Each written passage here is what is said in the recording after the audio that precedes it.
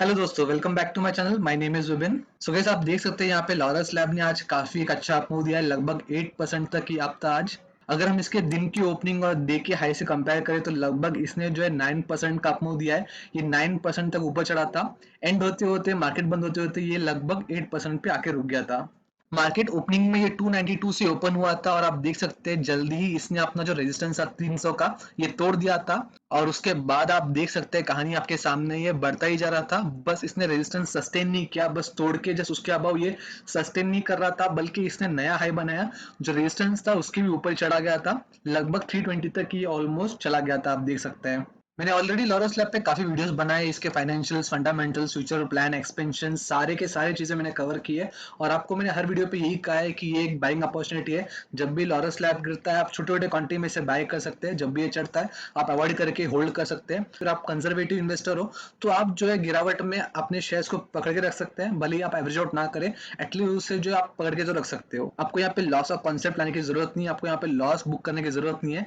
जब तक आप एक इन्वेस्टर हो, आप लॉन्ग टर्म इन्वेस्टर हो, अगर आप ट्रेडर हो, अगर आप जो है शॉर्ट टर्म में अच्छे रिटर्न लेना चाहते हो, तो अभी तो लॉरस लैब एक सही काउंटर नहीं है, बिकॉज यहाँ पे काफी ज्यादा अनसर्टेनिटीज है।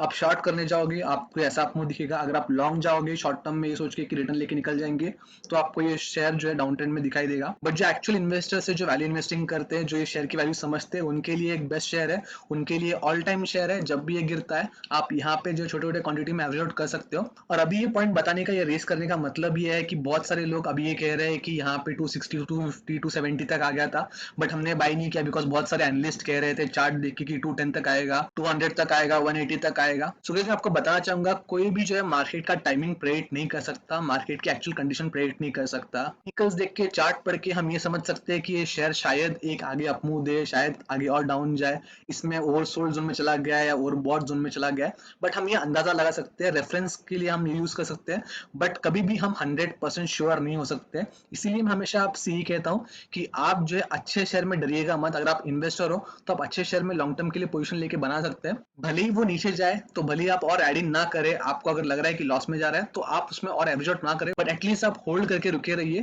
ताकि आपका बाइंग प्राइस जल्दी आ जाएगा, बिकॉज आपने छोटे छोटे क्वांटिटी में एंटर किया है। एवरेज आउट भी आपका जो है बीच में आके रुक जाएगा। सो जैसे कि मैं लास्ट टाइम भी कहा था, पर्सनली मैंने यहाँ पे 320 के रेट पे बाय किया था, उसके बाद डिप में मैंने 260 तक इसे बाय करता गया था, और आज मेरा प्राइस लगभग 290 के आसपास कहीं खड़ा है। बट पर्सनली मैं इस कन्विक्शन के साथ ये स्टॉक में था कि ये 250 के नीचे भी आ सकता है, और मैं वहां पे भी एवरेज आउट करने के लिए रेडी था, मैंने अपनी स्ट्रेटेजी बना के रखी थी। बट फॉर्चुनेटली अनफॉर्चुनेटली ये वहां तक पहुंचा नहीं, इसने 250 से एक बहुत बड़ा रिवर्सल दे दिया, और आज आप देख सकते हैं यहाँ पे 320 पे आके खड़ा है। और इस स्टॉक के चढ़ने के पीछे कुछ न्यूज चल रहे हैं मार्केट में, इस स्टॉक ने एक नई कंपनी को एक्वायर किया है, कंपनी के फाइनेंशियल सुधर रहे हैं, ये सारी चीजें हम आगे वीडियो में देखेंगे। सबसे पहले मैं आपको एनएससी पे लेके आया, आपको ये दिखाने के लिए आज का वॉल्यूम कितना था। आप देख सकते हैं मैंने यहाँ पे लगभग एक महीने का चार्ट लगाया हुआ है। आप देख सकते हैं कभी भी इसका वॉल्यूम जो है इस रेंज के बाहर गया नहीं था। आप देख सकते हैं 46 लाख, 21 लाख, यानी कि डबल डिजिट लाख में था। बट आज अगर आप देखोगे तो यहाँ पे जो है 1 करोड़ 6 लाख तक की क्वांटिटी आज आपको वॉल्यूम दिखाई देगा। इतना बड़ा वॉल्यूम इसमें रिसेंटली तो कभी आया नहीं था। इतना बड़ा वॉल्यूम लगभग नवंबर 2 को आया था, जब इसका प्राइस चल रहा था लगभग 300, और उसके बाद आपको ये वॉल्यूम आज दिखाई दे रहा है जब इसका प्राइस चल रहा है 316 पे, जब ये क्लोज हुआ है। सो गाइस, अगेन मैं यही चीज आपको बताना चाह रहा हूँ कि किसी में ब्रेकआउट कब आएगा, किसी स्टॉक में एग्जैक्ट ब्रेकआउट कब आता है, ये कभी कोई प्रेडिक्ट नहीं कर सकता, मार्केट को कोई टाइमिंग नहीं कर सकता। कोई भी बड़ा प्लेयर हो, कोई भी बड़ा यहाँ पे ऑपरेटर हो, अगर मार्केट को एग्जैक्टली ट्रेड कर पाता है, एग्जैक्टली टाइमिंग कर पाता, तो यहाँ पे आज अंबानी से भी अमीर यहाँ पे लोग होते हैं। सो हमें बहुत ही बेसिक स्ट्रेटेजी यूज करनी है कि जब भी मौका मिलता है, जब भी अच्छे स्टॉक कम रेट में मिल रहे हैं, हमें यहाँ पे एक्यूमुलेट करना शुरू करना है, फार्मर जैसे करना है। जैसे फार्मर्स एक सीजन में यहाँ पे बीज बोते हैं, उसके बाद वेट करते हैं जब हार्वेस्टिंग टाइम आता है, जब उनका सीजन आता है, क्रॉप बड़े होते हैं, तब क्रॉप्स काटते हैं, वैसे हमें करना है। जब ये डाउन ट्रेंड में होता है, जब डाउन चलता होता है, जब इसमें ज्यादा एक्टिविटी नहीं हो जाती है, मूवमेंट नहीं होती है, वैसे टाइम पे आपको यहाँ पे छोटे छोटे इन्वेस्टमेंट्स करने हैं, और लॉन्ग टर्म में आपको बस बैठना है, बस इसको ऑब्जर्व करना है न्यूज क्या चल रहा है, उसके बाद आपको यहाँ पे जो है ऐसे अपमूव्स दिख सकते हैं। ऑब्वियसली इसमें रिस्क होता है कि यहाँ पे कभी स्टॉक में कोई गड़बड़ हो जाती है, कभी प्रमोटरी कोई न्यूज आती है, जैसे कि जीएम फॉलोअर में एफएस आया था, ऐसी कोई अगर अनसर्टेन न्यूज आ गई जो लोगों को पता नहीं है, ऑब्वियसली जो किसी को पता नहीं होता है, वो बस एक शॉकिंग न्यूज होती है जब मार्केट में आता है और शेयर क्रैश होता है, बस ऐसी लिमिटेड अनसर्टेनिटीज होती है अगर हम देखें तो। उसके अलावा अगर हमने किसी स्टॉक को प्रॉपर स्टडी किया होता है, हमारे पास कोई प्लान्स होते हैं या फिर हमारी कोई स्ट्रैटेजी होती है जिस वजह से हमने यहाँ पे इन्वेस्ट किया होता है, तो हमें डरने की जरूरत नहीं है। भले ही स्टॉक नीचे जाए, भले ही स्टॉक ऊपर जाए, हमें ज्यादा पैनिक होने की या फिर हमारे नींद उड़ाने की जरूरत नहीं है। जो मेन न्यूज यहाँ पे आ रही है वो ये है कि लॉरस लैब ने यहाँ पे रिच कोर को बाय कर लिया है, रिच कोर को एक्वायर कर लिया है, और लॉरस लैब ये कह रही है कि Richcore buy will help to become leading biotech company contract manufacturer. Laurus ने यहाँ पे रिच कोर को लगभग 246 करोड़ में जो है खरीद लिया, एक्वायर कर लिया है, लगभग 73% तक यहाँ पे स्टेक खरीद लिए। प्रिसाइसली बोले तो 72.55% हम कह सकते हैं। रिच कोर एक एंजाइम मैन्युफैक्चरिंग कंपनी है जो कि फूड एंड ड्रग्स में यूज होता है। ये लोग ये प्रोटीन एंजाइम जो है प्रोड्यूस करते हैं, प्रोटीन एंजाइम में काम करते हैं। अभी जो इनके first half year result announce हुए थे जून क्वार्टर के और सितंबर क्वार्टर के, उसके हिसाब से रिच कोर का प्रॉफिट ऑलमोस्ट 30 करोड़ तक है, 29 करोड़ टू बी प्रिसाइज, और आगे भी यही एक्सपेक्टेड है कि 30 करोड़ तक का और प्रॉफिट हो सकता है सेकंड हाफ में। तो ओवरऑल ईयर में जो है 60 करोड़ तक का रिच कोर को प्रॉफिट होने वाला है। और जो मेन चीज है वो ये है कि ये जो कंपनी है रिच कोर, ये भी एक्सपांड हो रही है और ये बेंगलुरु में अपना एक प्लांट जो है वो खड़ा कर रहे हैं लगभग मार्च 31, 2021, यानी कि लगभग आज से 5 महीने बाद यहाँ पे आपको इनका एक और प्लांट दिखाई देगा बेंगलुरु में। इनके करंट प्रोडक्शन कैपेसिटी से लगभग 200% तक का यहाँ पे इजाफा दिखने वाला है जब ये लोग ये प्लांट बनाने वाले हैं। इसके बाद 3 साल के अंदर ही उनका एक और प्लान है कि लगभग 800 तक इनका जो प्रोडक्शन कैपेसिटी है उससे ये लोग एक्सपांड करने वाले हैं, और इसके लिए लोग पैसे रेज करने वाले डेप्ट के थ्रू, यहाँ पे भी ये कहा गया है। सो लॉरस लैब के फाउंडर्स ने ऑलरेडी यहाँ पे इंटरव्यू दिया हुआ है, सारी डिटेल्स उन्होंने यहाँ पे डिस्क्लोज किए हुए हैं, मैं उसका लिंक जो है डिस्क्रिप्शन सेक्शन में डाल दूंगा। और अगर नंबर्स टर्म में बात करें कि फाइनेंशियली यहाँ पे क्या इफेक्ट होने वाला है, तो लॉरस लैब के बिजनेस में ये जो रिच कोर है उसका जो इम्पैक्ट पड़ने वाला है वो 1/4 होगा। 1/4 प्रॉफिट यहाँ पे लॉरस लैब का आपका बढ़ता हुआ दिखाई देगा। यानी कि समझिएगा अगर कंपनी 100 करोड़ का प्रॉफिट कर रही है तो आप समझ सकते हैं कि 25% या 25 करोड़ यहाँ पे रिच कोर से आ सकते हैं, ऐसा कैलकुलेशन यहाँ पे बताया गया है। और यहाँ पे रिच कोर के प्रमोटर्स के पास स्टिल 27% तक की होल्डिंग है, स्टिल 27% ये कंपनी में होल्ड कर रहे हैं। और यहाँ पे भले ही लॉरस लैब ने कंपनी को पूरी तरह एक्वायर किया हुआ है, मेजर स्टेक खरीदा हुआ है, स्टिल यहाँ पे रिच कोर के जो मैनेजमेंट थे, जो यहाँ के जो प्रमोटर्स थे रिच कोर के, वो स्टिल कंपनी में है, कंपनी में काम करने वाले, उनके एक्सपीरियंस स्टिल यहाँ पे कंपनी में यूज होने वाले हैं। सो गाइस, इन सब चीजों के चलते हुए, ये सारे न्यूज के आते हुए यहाँ पे आपको अपमूव दिखाई दिया। अगर मैं सच बात कहूँ तो यहाँ पे ये सब न्यूज जो है बस एक जरिया है, एक बस एक कह सकते हैं एक पॉजिटिव इम्पैक्ट है इस शेयर को बढ़ाने का, इस शेयर को एक अप ट्रेंड में लाने का। असल बात तो ये है कि शेयर काफी टाइम से कंसोलिडेटेड मोड में चल रहा था, काफी टाइम से ये शेयर ठंडा चल रहा था। इसको बस एक वजह चाहिए थी, लोगों को बस यहाँ पे इन्वेस्ट करने के लिए, ऑपरेटर को बस इसे ऊपर चढ़ाने के लिए एक रीजन चाहिए था, एक पॉइंट चाहिए था कि यहाँ पे ये शेयर को जो है वापस रिवाइव किया जाए, वापस इसको चढ़ाया जाए। सो मेन पॉइंट यहाँ पे ये है कि आपको शेयर के प्राइस दिखने से पहले आपको उसके रिजल्ट दिखने चाहिए, आपको वहाँ पे होल्डिंग क्या है वो दिखनी चाहिए प्रमोटर की। वो यहाँ पे आपको मेन कंपनी का कंडीशन दर्शाता है, ना कि कंपनी का शेयर प्राइस। भले ही शेयर प्राइस 5,000 हो या शेयर प्राइस 5 पैसे हो, बट अगर आपको पता है उसके फाइनेंशियल्स अच्छे हैं, अगर आप उसके फाइनेंशियल चेक करते हो तो आप इन्वेस्ट कीजिएगा। बस प्राइस को देख के, बस रैली को देख के, बस अपमूव या डाउनफॉल को देख के इन्वेस्ट मत कीजिए।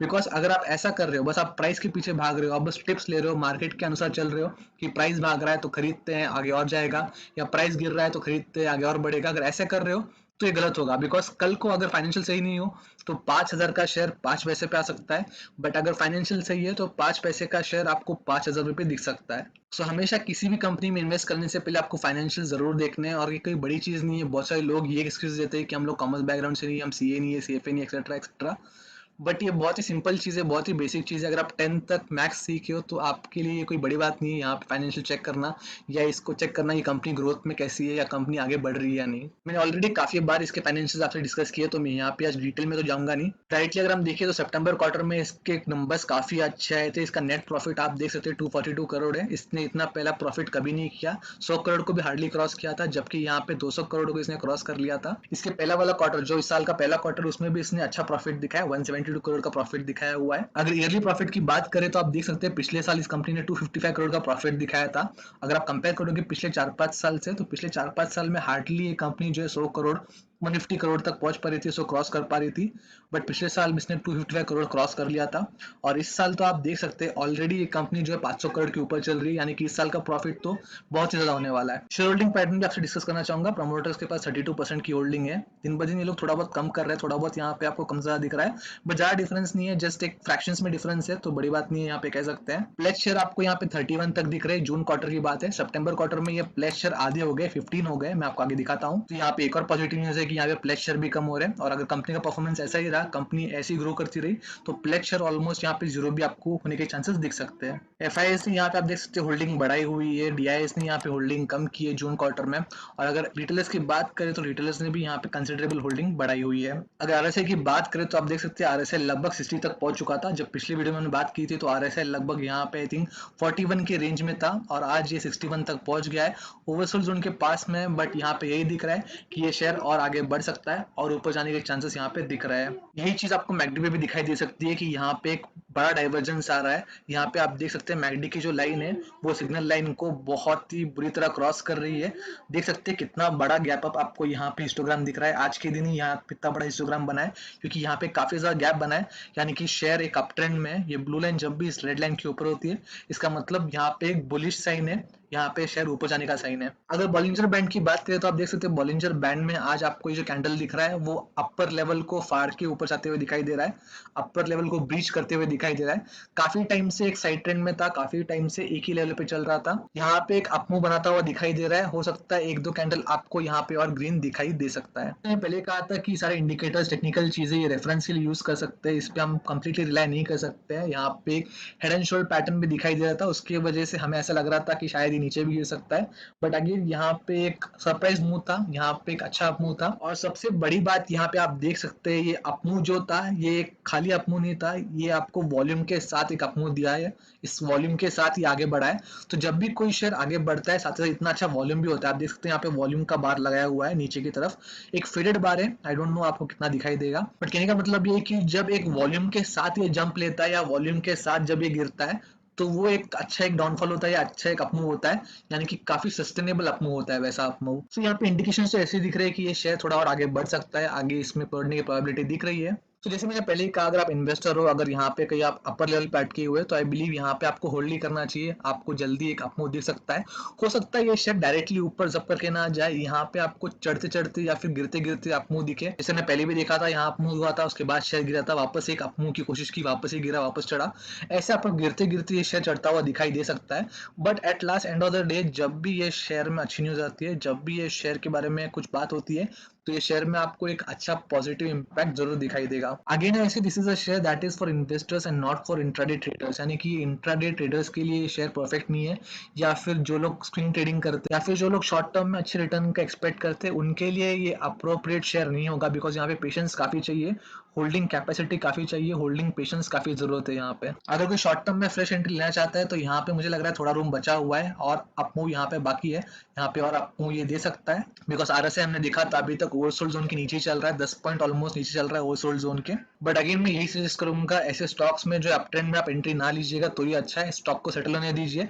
अभी एक अच्छा खासा इसमें वॉल्यूम देखा गया था, तो इस वॉल्यूम को एक बार सेटल होने दीजिए, एक बार प्रॉफिट बुकिंग होने दीजिए इस लेवल्स में, उसके बाद जो है जब ये डाउनफॉल जाता है या जब ये साइड ट्रेंड में जाता है तो छोटे छोटे पार्ट में एंट्री ले सकते हैं, तब जाके आपको बेनिफिशियल होगा। बिकॉज जैसे आप देख सकते हैं स्टॉक ने ऑलरेडी काफी बड़ी रैली दे दी है, स्टॉक ने काफी एक अच्छा उछाल दिया है, अपमूव दिया है शॉर्ट टर्म में, तो उस वजह से यहाँ पे इतना बड़ा करेक्शन का दौर आ गया था। अब तक आई बिलीव यहाँ पे दौर खत्म नहीं हुआ है, बस आज एक ब्रेकआउट हुआ है और ये ब्रेकआउट काफी हैवी था, काफी एक वॉल्यूम के साथ वाला ब्रेकआउट था, इसका 300 का लेवल रेजिस्टेंस था उसको ब्रेक करके इसने एक नया पीक बनाया हुआ है। सो पॉसिबिलिटी है कि थोड़े बहुत अपमूव के बाद यहाँ पे कंसोलिडेशन वापस शुरू हो सकता है, यहाँ पे प्रॉफिट बुकिंग आपको वापस दिख सकती है। शॉर्ट टर्म बेसिस पे कह रहा हूँ मैं, लॉन्ग टर्म के लिए तो अच्छा व्यू है, लॉन्ग टर्म के लिए काफी अच्छा शेयर है। सो कोई अगर उनमें से जो कि शेयर थोड़ा भी करेक्ट होता है, थोड़ा भी नीचे गिरता है तो पैनिक होना शुरू करते हैं, प्रमोटर्स को, लोगों को, ऑपरेटर्स को, सबको नाम रखना शुरू करते हैं, तो आई बिलीव यहाँ पे ये शेयर आपके लिए तो नहीं है, बिकॉज यहाँ पे इसकी प्रोबेबिलिटी काफी ज्यादा है, पॉसिबिलिटी काफी ज्यादा है। सो आप यहाँ पे इन्वेस्ट करके डेस्परेट रहने वाले हो, यहाँ पे आप इन्वेस्ट करके I don't believe long time तक खुश होने वाले हो, बिकॉज इसका आपको इफेक्ट दिखने के थोड़ा टाइम लगने वाला है, इस पे परफॉर्मेंस दिखने के लिए आपको इसमें पेशेंटली जो है वेट करना ही पड़ेगा। सो जो चीज मैं आपको बताना चाहता था, यहाँ पे प्रमोटर्स की शेयर होल्डिंग आप देख सकते हैं, सितंबर क्वार्टर में प्रमोटर के पास लगभग 32% की होल्डिंग है और उसमें से प्लेज शेयर 16% है, लगभग हाफ हो गए।